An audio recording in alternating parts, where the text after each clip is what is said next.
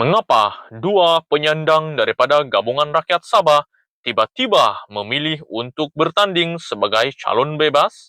Apa yang sebenarnya berlaku di belakang tabir hingga membawa kepada tindakan luar jangka ini? Dan lebih penting, bagaimana situasi ini boleh mengubah landscape politik di Pintasan, Kukusan, bahkan Sabah secara keseluruhannya? Salam sejahtera, kembali lagi di channel Arena Rakyat, tempat isu jadi bualan. Tuan-tuan dan puan-puan sekalian, hari ini kita memperincikan pergolakan politik yang semakin panas di Sabah apabila dua penyandang daripada blok JRS memilih untuk bertanding sebagai calon bebas. Satu perkembangan yang bukan sahaja mengejutkan, tetapi membuka ruang kepada pelbagai persoalan mengenai struktur dalaman parti, hubungan antara pimpinan, dan masa depan gabungan itu menjelang PRN. Kita mulakan dengan perkembangan di kawasan Dun Pintasan. Virus Rendan, penyandang kerusi tersebut, sebelum ini merupakan tokoh yang cukup dikenali dalam gagasan rakyat Sabah. Namun setelah namanya tidak disenaraikan sebagai calon JRS bagi PRN kali ini, Virus membuat keputusan mengejut untuk terus mempertahankan kerusi tersebut sebagai calon bebas. Tindakan ini bukan sekadar berani, tetapi juga memberi isyarat bahwa wujud ketegangan tertentu di antara beliau dan kepimpinan parti. Tuan-tuan dan puan-puan sekalian, Virus tiba di pusat penamaan calon di Kota Belud ditemani penyokong-penyokongnya. Kebanyakannya berpakaian hitam, satu simbol yang menimbulkan pelbagai tafsiran. Ada yang melihat ia sebagai tanda protes, ada yang melihatnya sebagai solidariti kepada Virus. Namun apapun simboliknya, ia memberi gambaran bahwa beliau tidak bergerak sendirian. Keputusan Virus turut disertai dua lagi ahli gagasan rakyat Sabah, Roland Chia, yang memilih bertanding bebas di Inanam, dan Maijol Mahap di Bandau.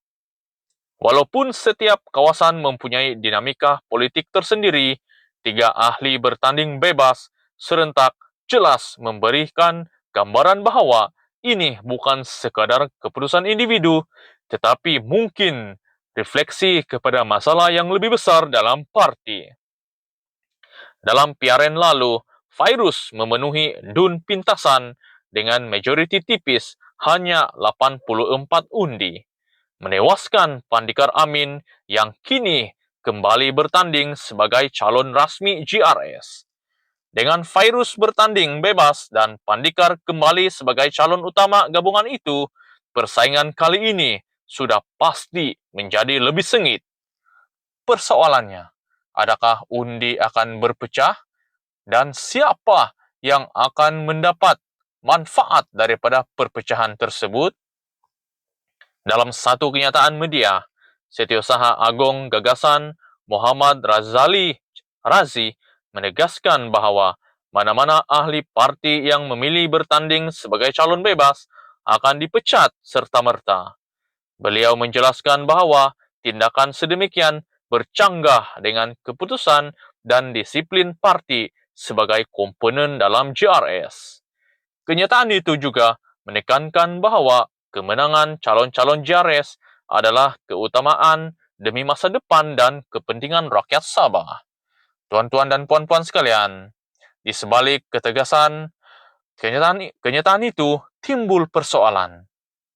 Apakah benar keputusan ini dibuat atas faktor disiplin semata-mata atau adakah ia berkait dengan rasa tidak puas hati yang telah lama wujud dalam kalangan beberapa pemimpin akar umbi?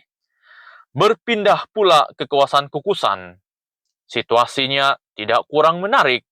Rina Jainal, seorang lagi penyandang daripada JRS, juga memilih untuk bertanding sebagai calon bebas. Ia berlaku hanya sehari selepas beliau mengumumkan keluar daripada Parti Harapan Rakyat Sabah sebagai komponen JRS, selepas digantung selama 3 tahun atas dakwaan pelanggaran disiplin parti. Rina kini berdepan calon JRS, Samsiah Usman, serta 8 lagi calon lain. Dengan pertandingan 9 penjuru di kukusan, dinamikanya jauh lebih kompleks. Undi berpecah bukan sahaja memberi cabaran kepada JRS, tetapi juga membuka ruang kepada keputusan luar jangka seperti yang sering berlaku dalam kawasan yang padat dengan pengundi muda dan pengundi tidak berpihak. Walaupun tindakan-tindakan ini kelihatan seperti ancaman kepada kekuatan JRS, ada juga pihak yang melihatnya sebagai manifestasi politik matang di mana individu memilih untuk berdiri atas prinsip sendiri tanpa bergantung pada nama besar parti.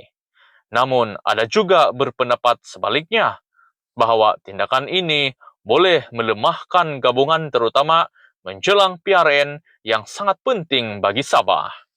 Tuan-tuan dan puan-puan sekalian, apapun pandangan kita, hakikatnya perkembangan ini menunjukkan bahwa landscape politik Sabah terus bergerak, dinamik dan sukar dijangka. 3 penyandang bertanding bebas dalam masa yang sama bukan sesuatu yang berlaku setiap hari, dan ia memberikan satu naratif menarik yang bakal kita ikuti rapat sepanjang pilihan raya ini. Adakah keputusan bertanding sebagai calon bebas satu langkah berprinsip atau sebenarnya tanda masalah dalaman yang lebih besar dalam JRS? Dan mampukah mereka mengekalkan kerusi masing-masing tanpa sokongan parti?